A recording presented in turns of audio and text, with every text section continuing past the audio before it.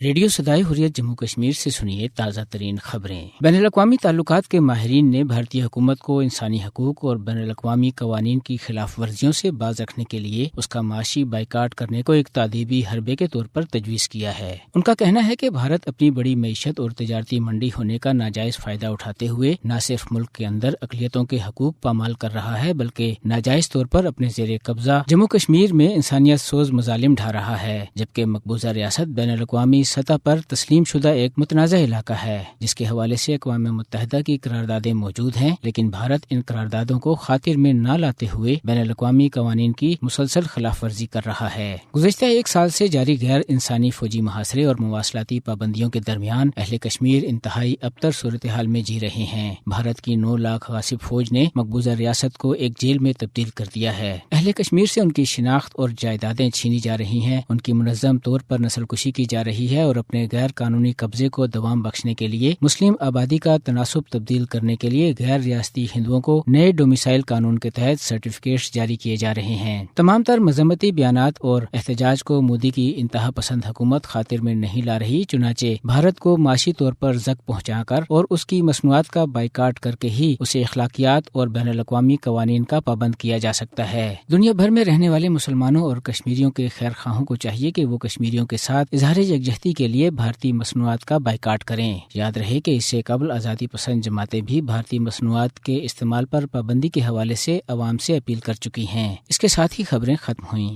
دہشت گرد بھارت اپنی معیشت کے بل پر مقبوضہ جموں اور کشمیر میں اپنے جرائم پر پردہ ڈالتا ہے، لہذا اہل کشمیر کی مدد اور بھارتی جرائم کو بے نقاب کرنے کا بہترین طریقہ بھارت کا معاشی اور اقتصادی بائیکاٹ ہے۔ مقبوضہ جموں اور کشمیر کی خصوصی حیثیت کو منسوخ کیے ہوئے ایک برس مکمل اور بدماش بھارت نے گزشتہ برس 5 اگست سے تاریخ کا طویل ترین فوجی محاصرہ کر کے مقبوضہ جموں اور کشمیر کو عملاً ایک جیل میں تبدیل کیا ہے۔ اس حوالے سے صدر آزاد کشمیر سردار مسعود خان گویا ہیں۔ کشمیر جل رہا ہے، کشمیر کے نوجوان قتل ہو رہے ہیں اور اس کے علاوہ ان کی زمین چھینی جا رہی ہے، لاکھوں ہندو علاقے وہ مقبوضہ علاقے میں آباد کیے جا رہے ہیں، تو وہ اتنی منظم فوجی کارروائی کر رہے ہیں کشمیر میں، تو اس کے لیے یہ ہے کہ ہم سیاسی اور سفارتی کوششیں کر رہے ہیں۔ نوجوان اٹھ کھڑے ہوئے ہیں، آزاد کشمیر کے، پاکستان کے، دنیا بھر میں جو کشمیری اور پاکستانی جہاں بھی آباد ہیں۔ اب ہندوستان نے 9 لاکھ فوج سے حملہ کر دیا ہے ایک مقبوضہ علاقے کے اوپر، اور